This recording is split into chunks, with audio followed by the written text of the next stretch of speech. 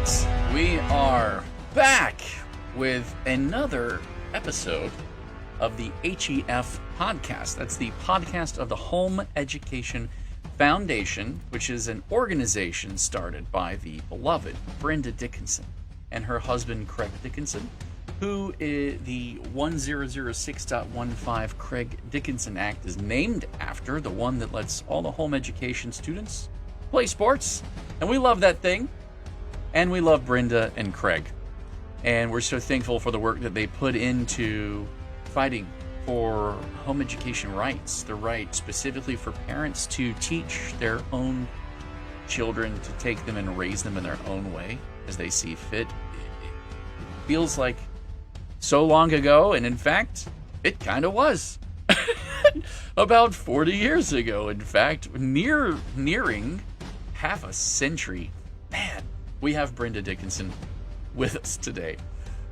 But we always start by saying thank you to her. She is our legacy, her and a lot of the early moms and parents who pushed and fought and braved doing things that were quote unquote borderline or illegal to fight and get them established as right, that the parents should be able to teach their own kids as they see fit. We appreciate their resilience. We appreciate their, what would you call it, stubbornness, their ability to resist and to hold firm and to link arms and to carry a torch that paved the way for a lot of home education families today. And our heart always goes to her. Do we say thank you, Brenda?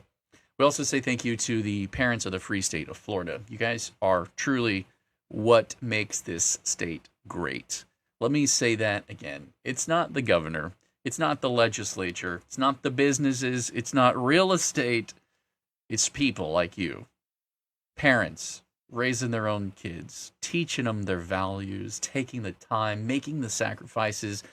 Man, that it's not lost. It's you holding the torch too alongside of us. And we're so thankful for your support in what we do. And we're thankful to our top sponsors, Arete, FPEA, Fisher Precious Metals, and TBHC Group for their sponsorships. There is room for more top sponsors. We are not fully funded, and we are only funded through the support of those in our community who believe in the work that we do. And that's whether we're lobbying with the Home Education Foundation and protecting those rights, lobbying the legislature and the executive branch, or working with HEF Connect, our nonprofit arm, to advocate for parents and to work with them on a local level to help them establish their rights when they're challenged, or build community and connect them with opportunities in a post-secondary environment where they could connect to mentorships and apprenticeships and those non-traditional approaches. That's us, man. It's so weird to think that home education is non-traditional, Brenda. When it's literally the tradition of the history of humanity, and yet it is non-traditional for everyone born in our generation, because that's not what we were born into. It's so Right. weird. I hate calling it non-traditional routes because that codifies them as the tradition, and I'm like, no, the tradition and the legacy is they're my kids, not the states, not the programs, not the publics. They're mine. They're mine. And to watch them grow and blossom is one of the greatest joys as parents that we have. When we're not numbing ourselves out with entertainment, constantly entertaining ourselves or chasing some new thing. When we slow down and we take those moments, man, kids truly are the greatest source of joy that we have. And I'm so thankful for you and the work that you did and all of those with you in fighting for those rights specifically. We get in the weeds a lot of times on this word means this and that word means that, and careful, and sometimes even among our own selves, everybody has differing opinions. But we're so thankful for the foresight that you had in the many of the things that you spelled out. And we're not going to dive into any of that today, but I'm just feeling personally thankful for having you and for being able to come in and carry the torch after you, because someone has to do it. And that someone has to be someone who is, one, not afraid of a fight, and two, not used to making a lot of money, because money wasn't the lure and it won't be the challenge as we move forward. We love having the support. Listen, I know I just asked for support from people. And let me say that we love having the support, and we do need it. But it does not determine our fight, and it does not determine our valor or our honor or the sense of duty that we have in holding the line for parents and the freedoms that we hold dear. So don't be dismayed. But if you can support, do. Well, let me say something about that, because over the weekend I was mulling over some of the emails that I get from different organizations, all of which are good causes. And I think probably most parents are getting the same emails asking for money for good causes. But I think that maybe home education families have taken for granted the rights that they have in Florida, because as the new group from about 2000 forward, they have come into it where everything was already fought and won. And so they don't realize that it's so important to have somebody in the Capitol watching every single day. Not to mention some of the groups, but those groups are attorneys that are fighting for rights, many times for religious rights, for churches. And I donate to those to some extent. But the one that really hits home to parents who are teaching their children at home are the need for a lobbyist in Tallahassee. And we're not fighting legal battles in the courtroom, but we are fighting for legal rights in the legislature and the executive branch, and how those things are interpreted. And believe it or not, it's a full-time job. You know that. You know, most people don't realize that lobbying goes on after the session, where the departments are trying to interpret what the law is, and we've got to be in there and help them interpret it correctly. And we're hearing from districts that are trying to take away rights, and we have to fight that and get people who are in the know in the governor's office or in the department to correct what the districts are doing. And it is a constant thing that we are fighting for. And parents need to realize that if it's a number one priority for you to home educate your children, a donation, monthly donation, I would say $10 per child. It is a cheap way to make sure your rights are secure. And maybe even $5 per child per month, if you can afford that. And when you start looking at budgets, I'm sure there are places that you can squeeze out that kind of money to support your right. Because if Jason's not there, we don't know what would happen. Someone needs to be there. We don't know what would happen. We can't trust the legislators, even though many of them are home educating their own children, to follow the nuances in every single bill that comes their way. And the bills are large and they're complicated, and they need to be balanced against what's already there to make sure that the rights that we've already established aren't being compromised with a few little words. So, reading all those things by light midnight, when amendments come in late in the afternoon to try to figure out if they have used a word or stricken a word that could make a whole big difference in our freedoms, somebody's got to do it. Somebody's got to be there the next day and make those kind of contacts. We do have friends in the legislature, and I'm so grateful for them, because we can put that on their radar and they can help us behind the scenes. But individually, they're not reading every word in bills that would affect home education. Delene Howell said, she just popped into chat and she said $5 per child per month is what we are doing. And I'm doing it exactly for the reason you said, Brenda. And I wish we all would. Well, I think that's important. Brenda said, what would happen if there wasn't someone? And I think I'm going to point to this session, actually, the extracurricular bill that was up. It was a rewrite of the entire Craig Dickinson Act to kind of reformulate the whole section, make it cleaner, easier to understand, uniformly put everyone in the same kind of category so that all students, no matter where they educate, are treated the same. And I think that is an honorable aim. The question is, what do you do when homeschoolers, home education students, PEP students, etc., are so different in their standards, their values, and their approaches and their education styles to a lot of the other methods like private school, charter school, public school, etc. And those are all kind of formulaic. They depend on GPA. They all of the classes are blocked and scheduled, and they have certain things that they're all working through. But home education students can't. I mean, we just had our testing done for our students in our house, our kids. And man, my little kindergartner is in the 99th percentile in reading, and he's reading Harry Potter books, and like, it's nutty, you know. And they're all over. All my kids are all over the place, and we let them go as hard as they want to go in certain subjects, and when they're struggling, slow down and focus on mastery, you know. And I think that's something that we all try to measure is mastery. But anyway, I'm getting down the rabbit hole.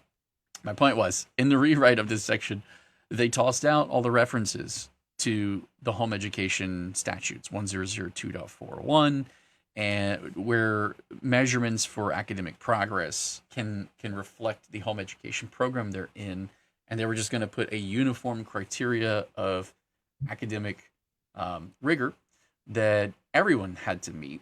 And boy, do you know that will change the way people homeschool or home educate, because if they want to play sports, they'll now have to produce all of those GPAs and all the way down the list.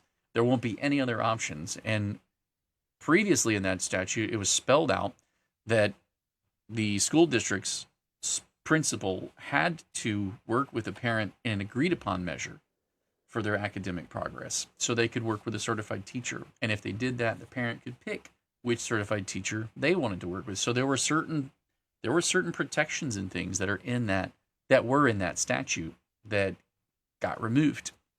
And so spotting things like that, fighting to get them back in, all the tiny little things like that, they matter. If you're wondering what would happen if someone wasn't there watching carefully, it would definitely be where you start to see some of those things go missing. And, you know, it's not a scare tactic. I think it's a challenge to get families to realize we're not on their grocery list, right? They don't put like food and meat and veggies and lobbyist right down there. A lot of people don't even like the word lobbyist, so they're not looking for one.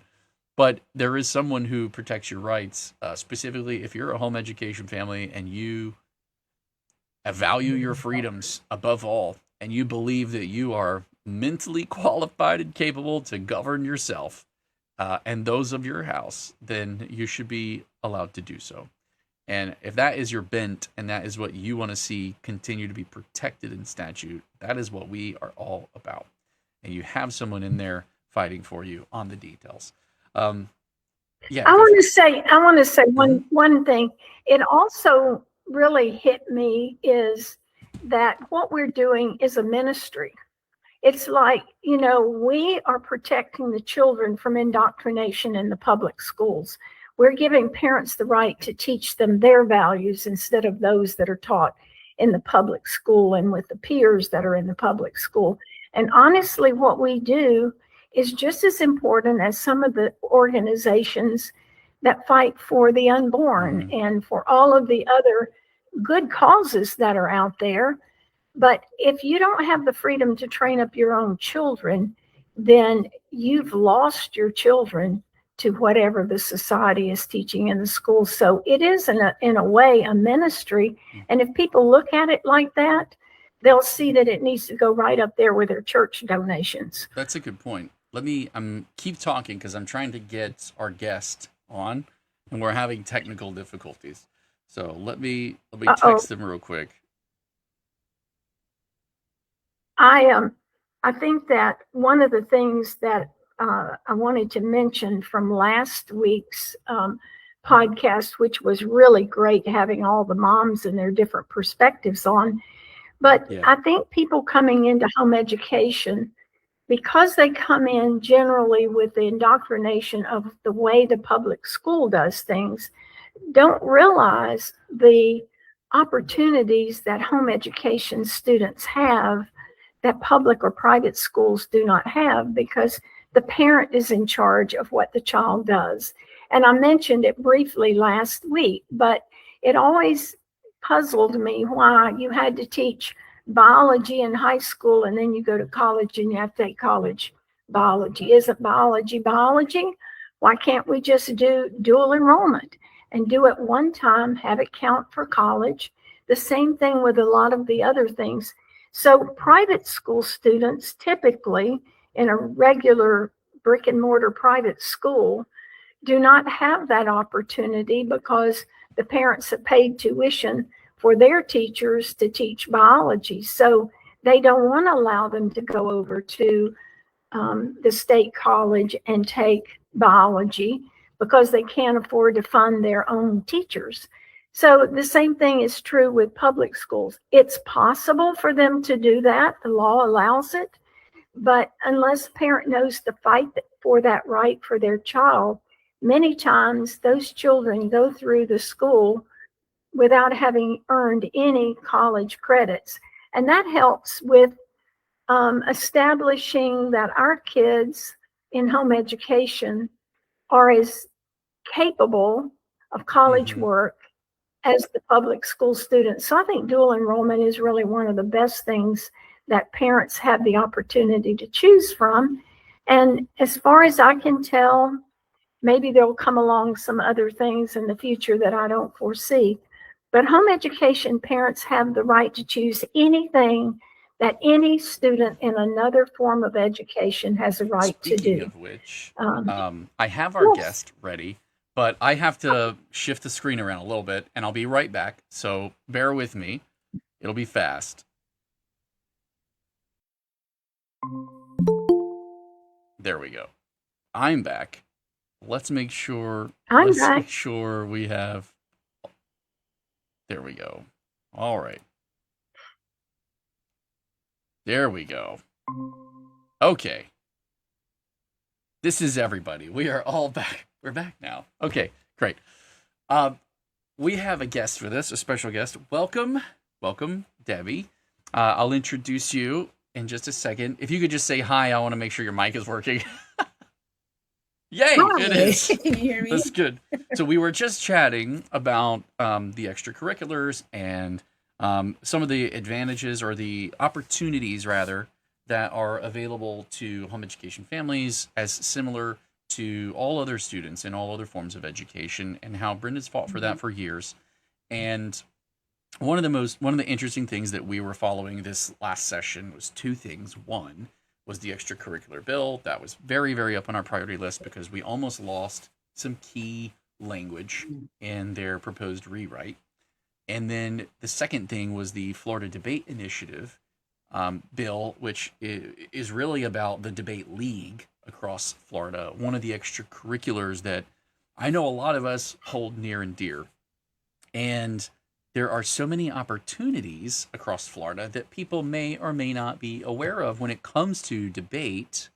And I recently ran into you or met you. Dina introduced us and asked me to come over, and you invited me to judge your debates. And man, it was a fantastic experience, and I want to talk a little bit about that, but I want to set up kind of where we're going first. It's very interesting to me that the bill that we were working on also opened up opportunities for coaches to be paid better across the state, but then it broadened the definition of coach, and allows it to be anyone who sponsors an extracurricular event in a school, meaning the debate coaches are also now lumped into this category.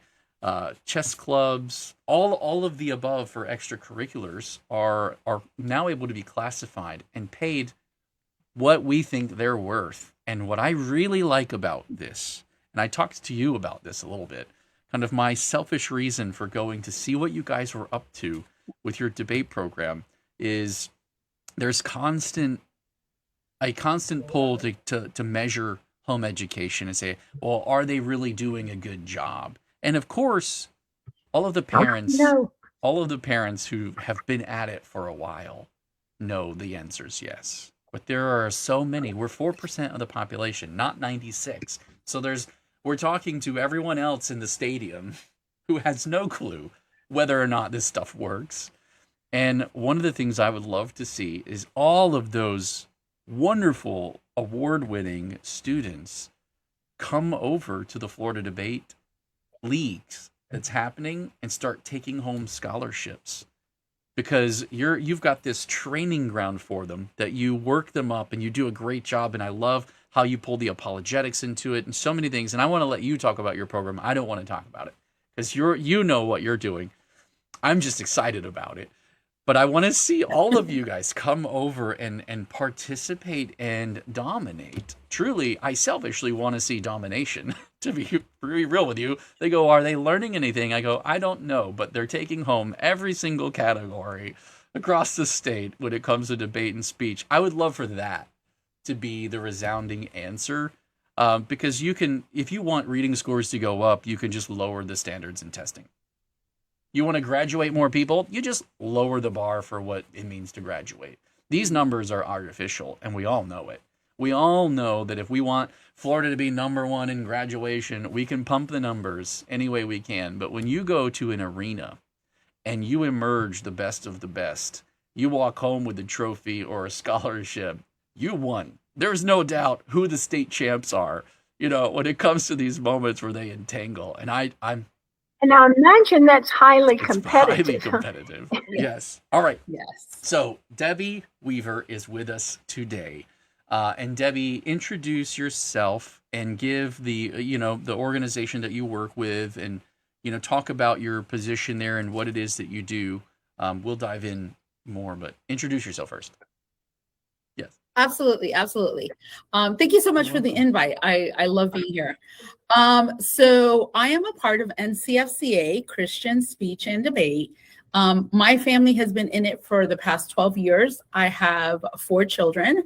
And so now I have 3 alumni of the NCFCA, and my youngest is still currently competing, and he's got at least 2 more years, who knows, but he's currently a sophomore, but we will see if he gets to super senior or not. But we have, I am also now we are part of Region 15, and I am the regional coordinator for that. And basically, it is a nationwide speech and debate organization, primarily for homeschoolers. But we do have some private school students or some other students who come in and participate with us. And I have to say that I absolutely love this league, love the opportunities that it has given my children. And it's been so cool to see how it has grown. And now that I have adult children, I think they have also come back and have told me how they have benefited from all the experiences that they have.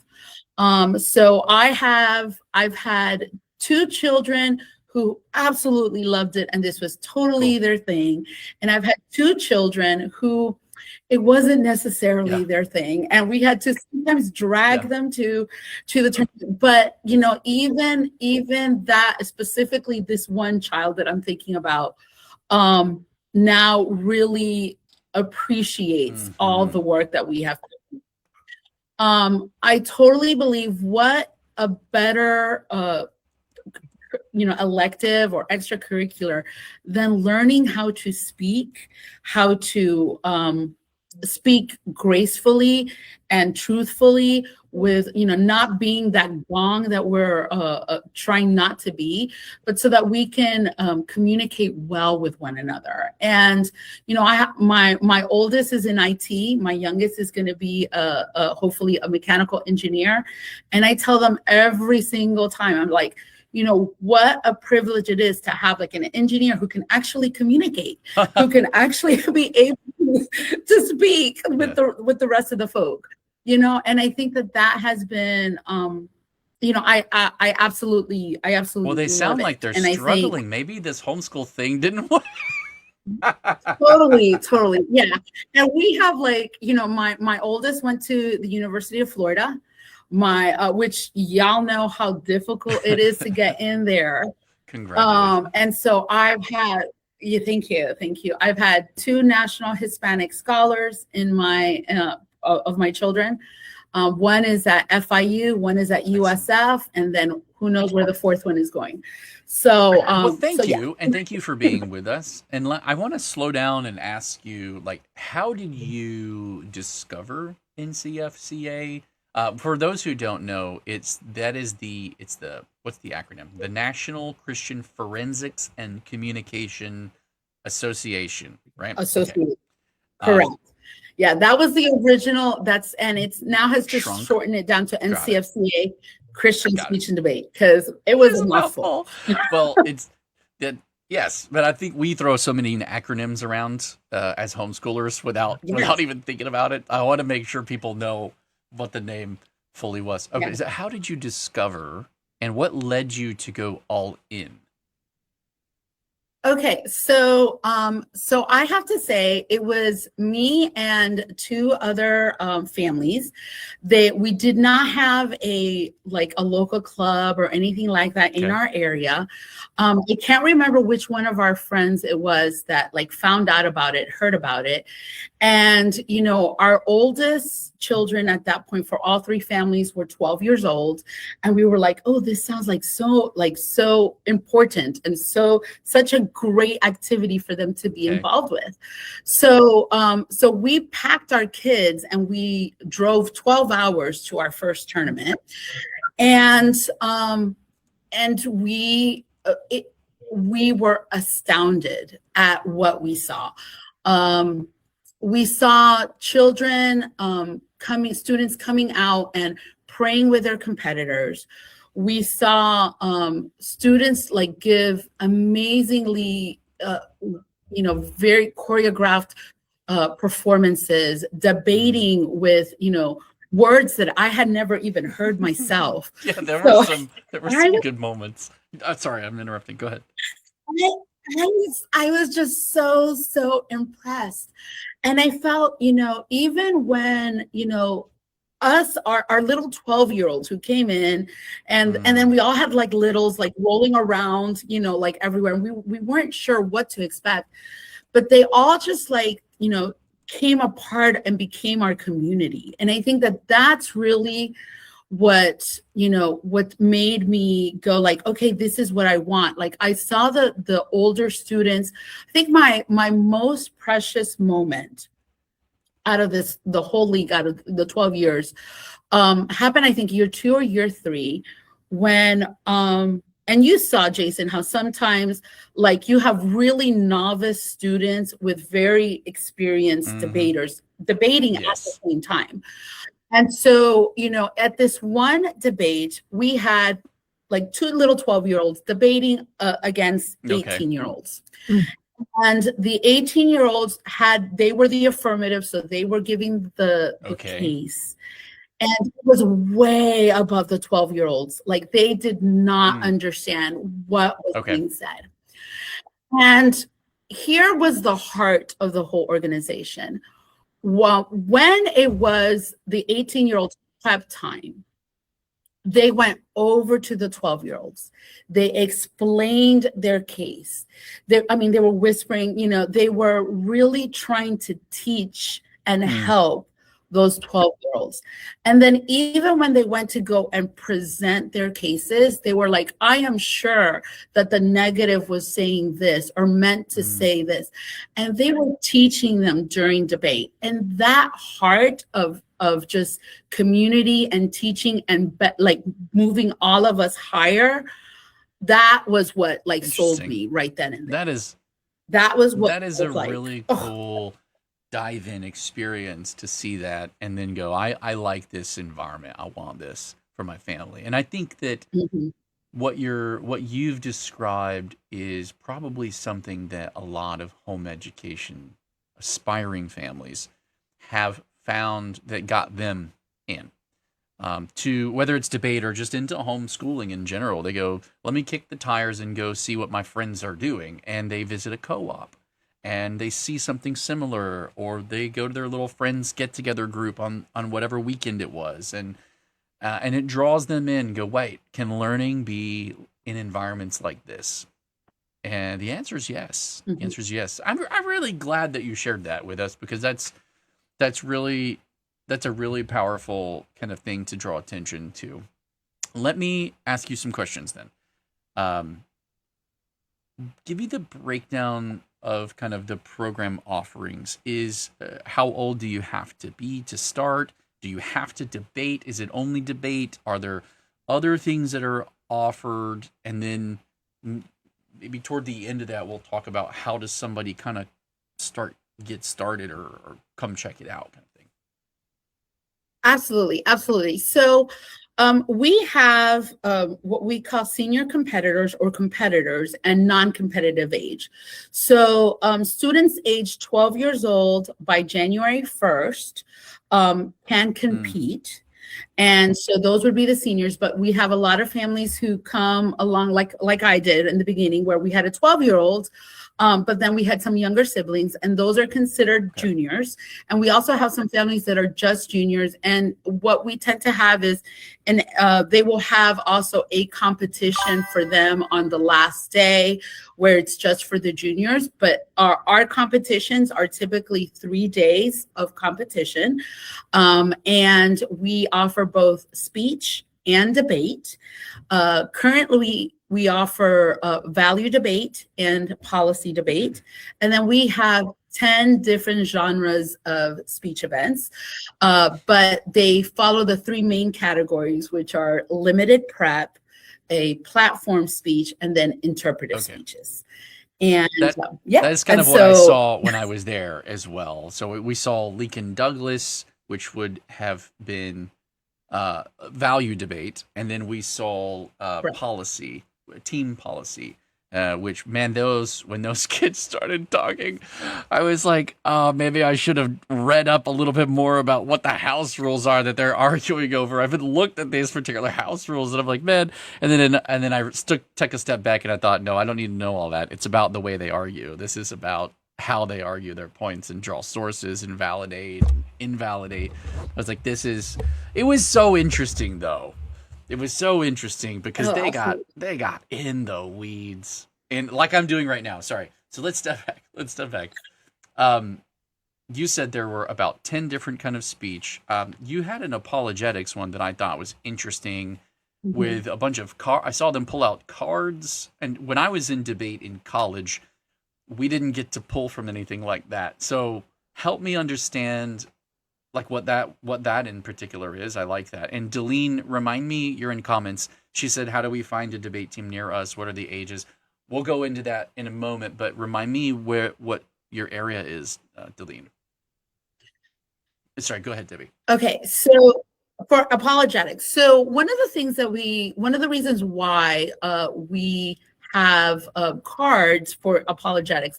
In apologetics, they have like about 90-ish questions, and so that they can prep beforehand.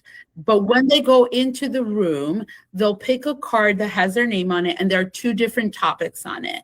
So, and then they'll pick one of those topics. They'll have 4 minutes to prep for a 6-minute speech. Okay. So like a 10 total roughly. Okay. Correct. So it's in total about 10 minutes.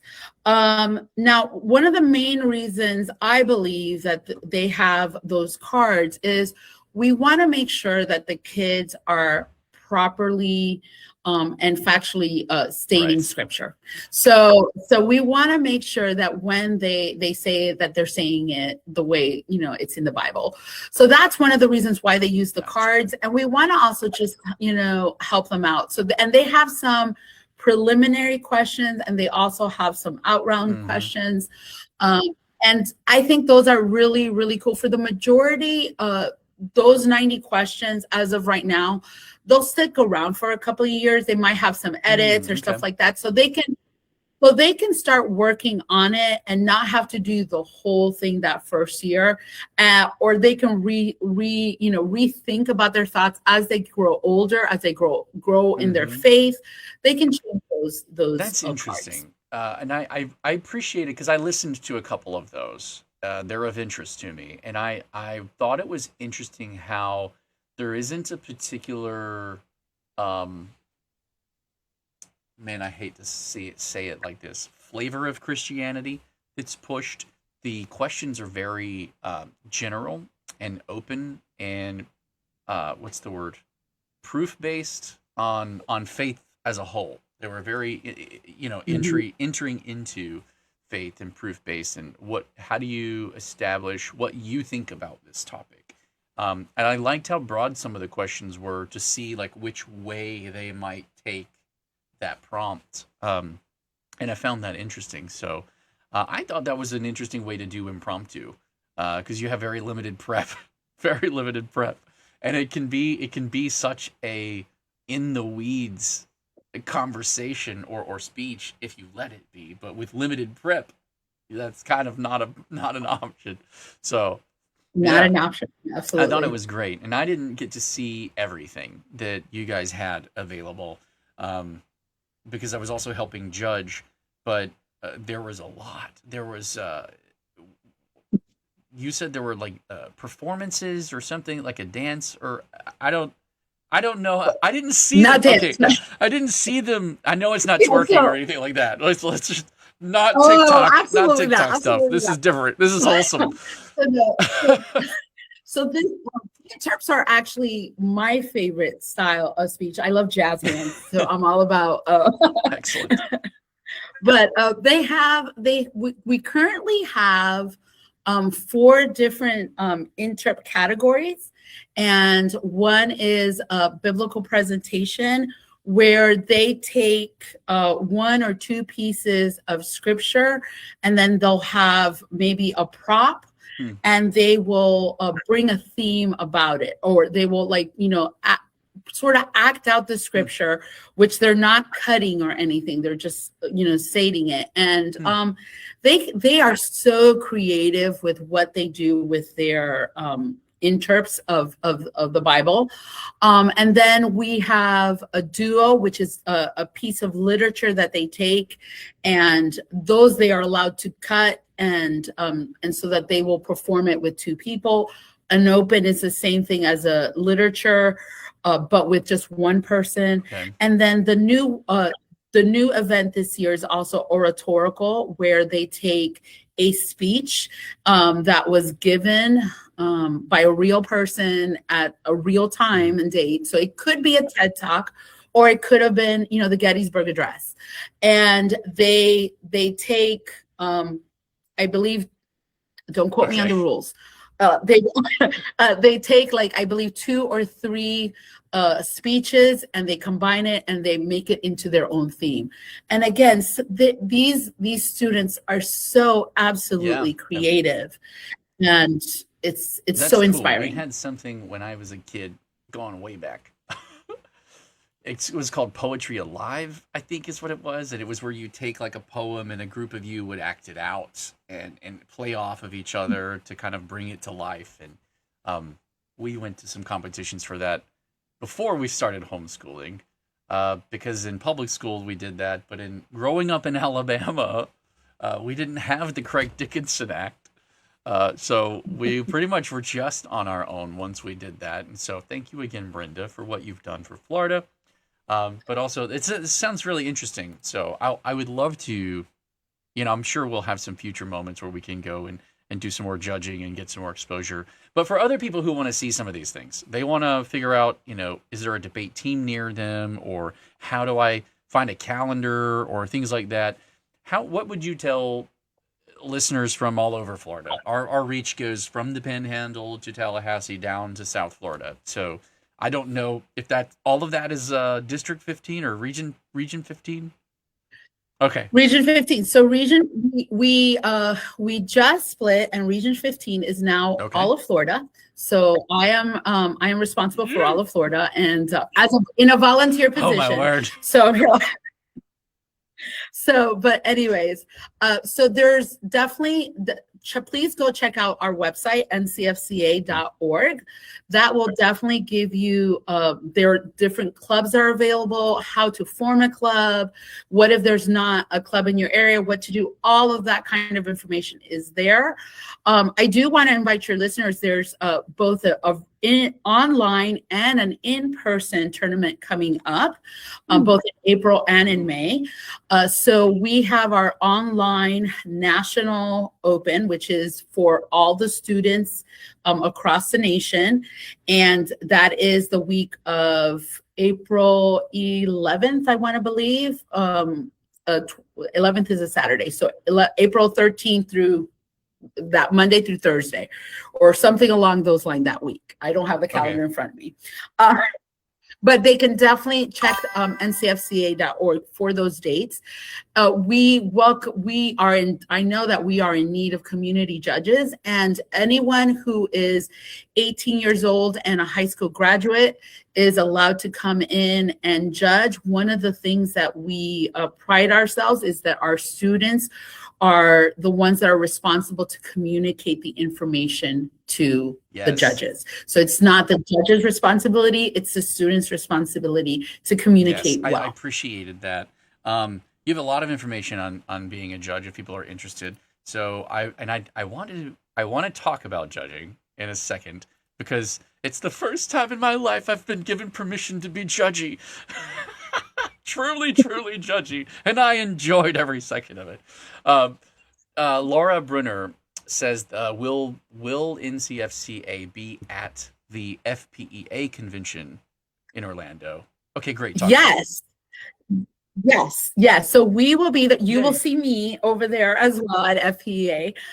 So I am there as a vendor. So feel free to come, and we'll have our booth, and we can have some more information about the different activities that are happening during the summer. We have a lot of online summer camps as well as in-person camps from different clubs around I would love to have HEF and NCFCA on one side and the FDI on the other side. And I'll just powwow together and talk about how important debate is. That would be great. Suzette, if you're listening, can you make that happen? Well, I'm so excited you're going to actually be there at FPEA. I'm glad the answer to that is yes. So we'll definitely link up. It'll be good to see you again. Yes. So let's talk about judging, because let me say about judging. I was asked to judge one time, and I would refuse to do it again because the contestants are so amazing. I don't know how you decide who's the best. It was really overwhelming to me to be a judge. Yeah, so talk about judging. Maybe you can teach me a few things. They're all really good. I enjoyed the experience, and what really impressed me before we get to what the judging looked like was the prep that you had for the judge before going in, and in particular your rules for the judges. And once I got there, someone from your staff also reinforced to me the importance of one particular rule. And I thought, wow, this really makes me feel comfortable with my kids here. Because that rule was that two people are not allowed alone in any room, anywhere, at any time. If you're in a room by yourself and another person walks in, the rule is we all walk out till more people come.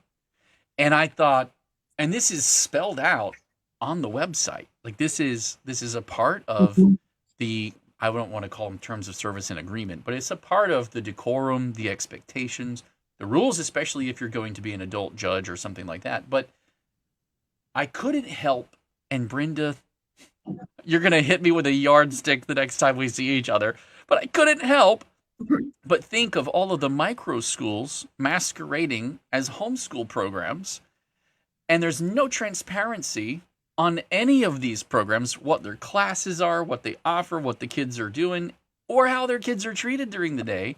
And I have to say, what a shot across the bow to micro schools who are pretending to be homeschoolers all across the state. If you have a micro school and they do not have a policy like this in place, you should be very cautious about that micro school, whether it's in someone's home or another place or anything like that. What a powerful and great way to set a tone for the engagement, to set an expectation for the protection of the children, no matter whose they are or who they belong to, and knowing exactly what you want to see and how to call it out. You even gave permission of exactly how to call it out. Hey, you walk into a room and there's only one person, now you're two, walk out.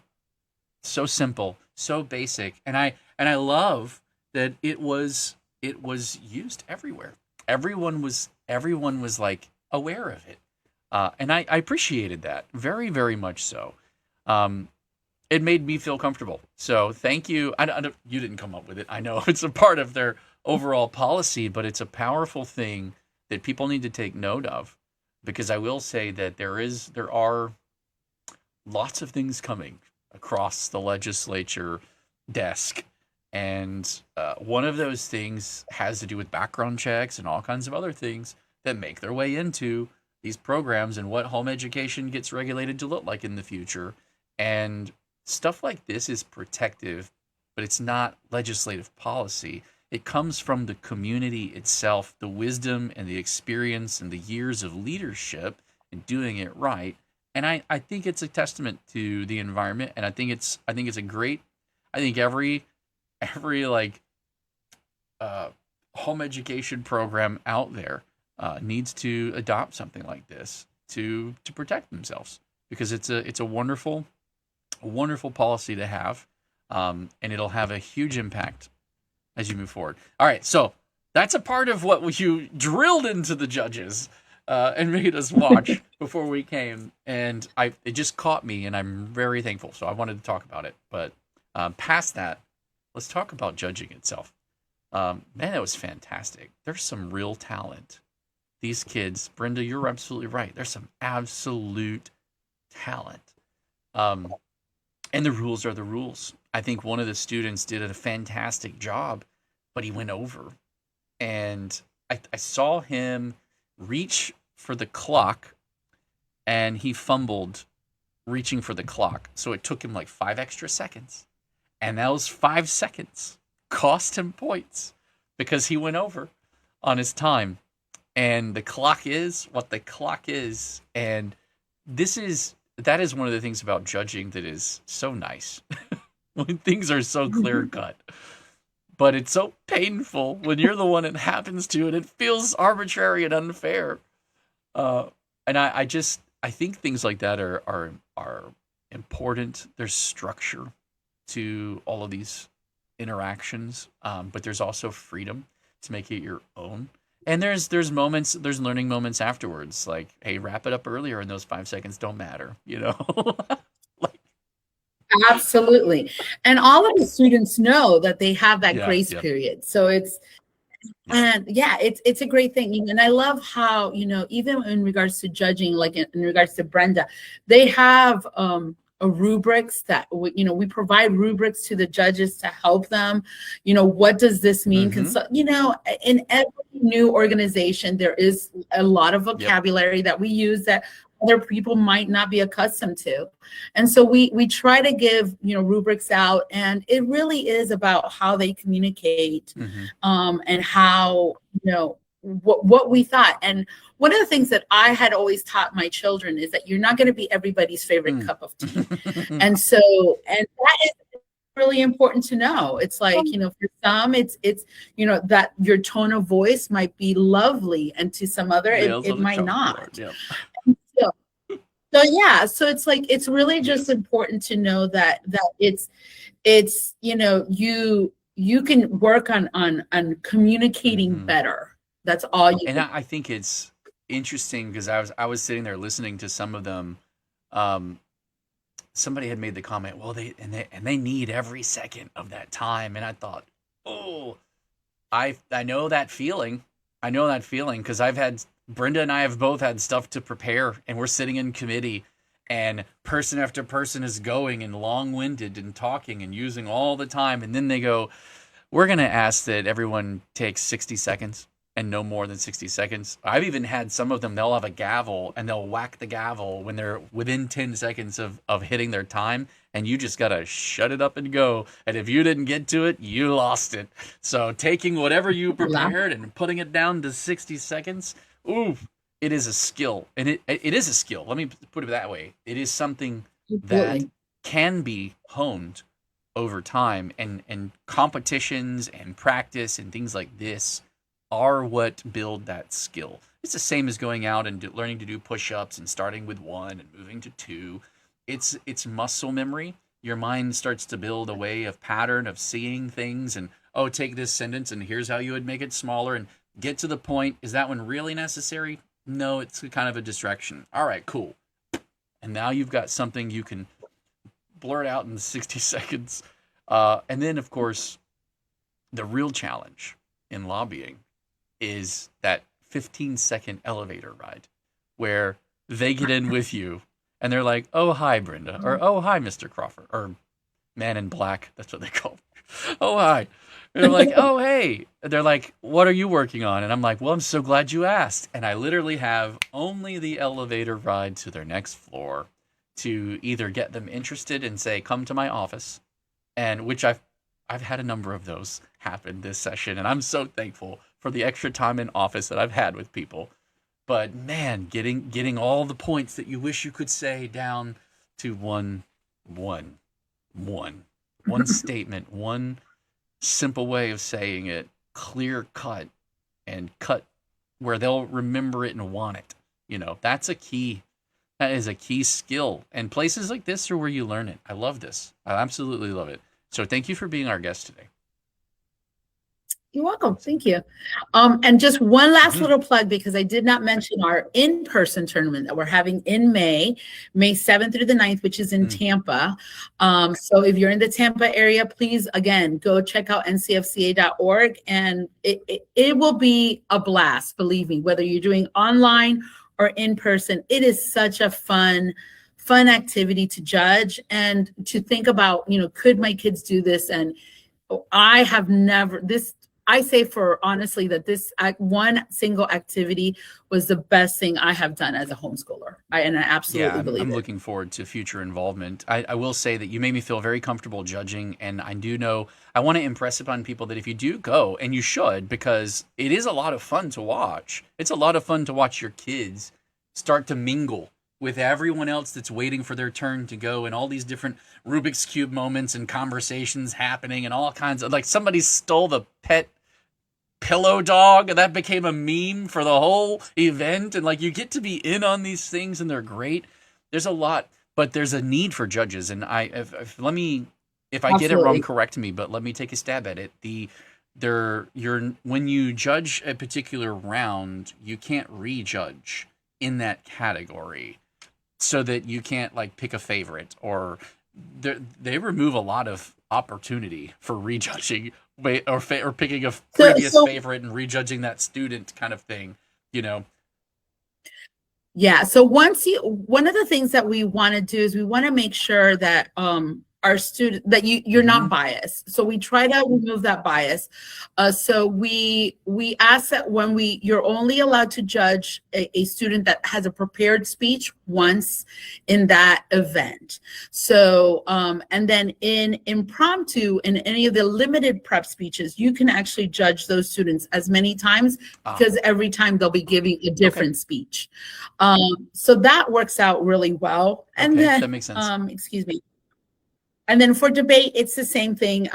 Like they want to avoid you judging that same person again in the debate round, because usually they tend to have the same cases that they're running and that kind of right. And the prompt is the same So, for everyone when it comes to Lincoln Douglas and team policy. It doesn't update each time they have one that they're working. it is an annual resolution. That's correct. great. Yeah, thank you for clarifying that. But the need for judges because of that lack of duplication is very high. is It is very, very high. So we had a relatively small tournament at in Panama City, which is where you came. So we had 50 competitors, and so we had 13 rooms. No, we had 10 rooms. We had 10 rooms of speech, every pattern. And so each pattern, there were 10. Since there were 10, we had 5 speech in one pattern and 5 speech in the other 5 in the other pattern. And we have 3 judges in every speech. So we needed 30 judges every single round for those 10 rooms. And there were only 33 families that were present that had competitors. Most of our parents do judge all day long, and which is why we need community judges. So for this one very small tournament, we needed almost 300 judges in those 3 days, we had 300 judge slots to fill. A typical for our region is about 120 competitors, so that's about over 600 judge slots that we need. Yeah. Wow. Yeah. It is quite a bit. The math adds up quick. Let me say that there were no rules and no training when I first judged back in the mid-90s. And so it makes me feel comfortable if I had some rules to go by, to be the judge. Don't call me, though. I don't like judging. I think every child that's there is good. Yes. Well, shout out to all of the students that participated. They did very well. All the ones that I watched did very well. They're nice shoes. They're clean hair. You get to see a teenager look good. This is great. It's kind of like what I look like now after Brenda's gotten done with me. But what is even more interesting, and we'll close with this, because I feel like this is a bit more cultural and a little bit more tying into the homeschool ilk. But when we arrived, Dina was kind of showing me around, and we got signed in, and we were helping. And there was a young man. He was pretty tall, good kid. Seemed pretty sharp. I chatted him up a little bit, and he, well spoken, well dressed, well mannered. And I thought, oh, this is going to be a good event. And Dina grabbed me and pulled me into one of the rooms with everybody in it while you guys were going through the updated scoring. I had just gotten there, and I'm figuring it all out. And he's sitting in a chair, and Dina kneels down on the floor next to him. And he gets out of his chair and gives her his chair. And no prompting, no look, no one looked at him, no one asked him. The kid just saw a need, put someone in a place of honor and respect, and took the initiative themselves and did that. And I just immediately was really impressed with the atmosphere, the demeanor, and the caliber of kids. People who say homeschoolers aren't socialized have absolutely no clue whatsoever what they're talking about. And they probably eat TV dinners that are prepackaged for them, because there's just absolutely no way to look at an environment like that and think that they're not socialized. I was very impressed, and good on that kid. I remember his name, and I'm not going to say it because I don't want to embarrass him or anything like that, or have permission to call him out. But I want him to know that was very impressive, and I do remember who he is, and that will probably stick with me as one of those key memories that I have of the debate program. But it wasn't uncharacteristic of the kids there. That was what was so I don't know the word for it. Overall, that was what was so impressive of the group, and I appreciate the invitation to come out, and I was nervous about the drive because I was like, this is the day. Okay, all right, let's go. And two of my kids went with me. They had a blast.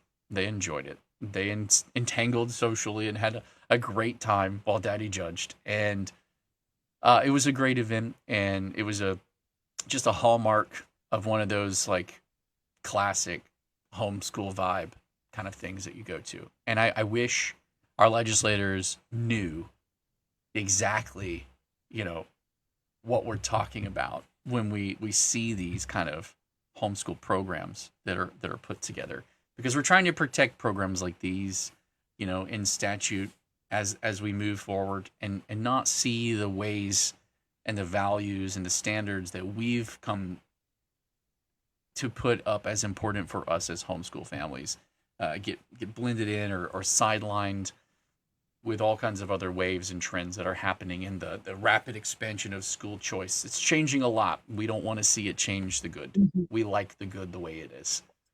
Yeah. Absolutely. And thank you for being a part of I it. might suggest you call the offices of the legislators in the area where it's going to be held and see if one of them or their staff That's would a be great idea. willing to come and judge. Absolutely. I will definitely put my folk in charge of the judges on that. I think it was a really great opportunity to show them how we're doing and what we're doing. I actually have someone who I know who's one of the senators, and one of his staff teaches debate out in Jacksonville. And I think he might actually be a good inroad to if you're doing any in that area. He's very interested, very excited. He loves it. And so that'll be a good place for us to start.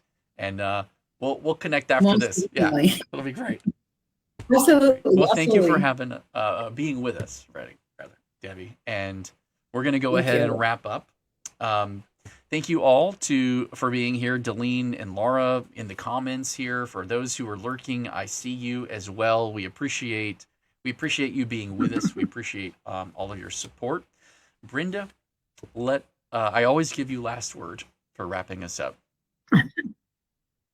Well, today I don't think I have a last word. I think we've covered the subject really well, and I think that this, along with all the other opportunities that homeschoolers have, just shows that parents can choose and customize their education for their children, especially in the state of Florida. Absolutely. There you have it. Parents of the free state of Florida, thank you so much for the support that you give to us. We appreciate you being who you are and doing what you do. Keep loving those kids till they're gone, till they're out, they're launched, and then love them some more. Thank you to our top sponsors, Arete, FPEA, Fisher Precious Metal, and TBHC Group for helping support the work that we do here. And without further ado, I will say thank you to all of our viewers. If you found something here helpful, be willing to share it. Keep in mind that we do also have a debate area in our Discord server. So there are lots of places in there where young people can connect and practice with one another, share resources that are helpful, whether it's a book or something like that they've recently found helpful. Connect with each other, and maybe you don't necessarily have a group local to you to practice with all the time, and you're trying to build one, but there's a virtual workshop area where you can go and connect with others and get some of that practice, and that is awesome. Without further ado, you'll have your Monday back, and thank you for being with us.